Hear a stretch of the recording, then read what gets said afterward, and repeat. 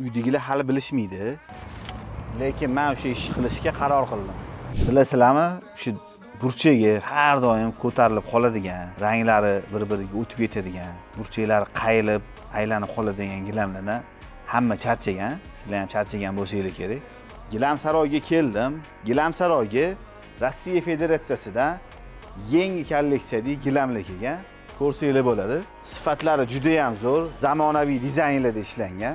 Eng muhimi tozalashga oson va xohlagan hajmda kavralan va gilamlari bor. Shulardan bittasini uyga olib ketaman. Uydagilar ko'rishganda aniq hayron qolishadi. Yangi gilam, yangi kayfiyat. O'zim tanlaganimga o'zim ham ishonmayman. Sizda ham eski gilam bormi?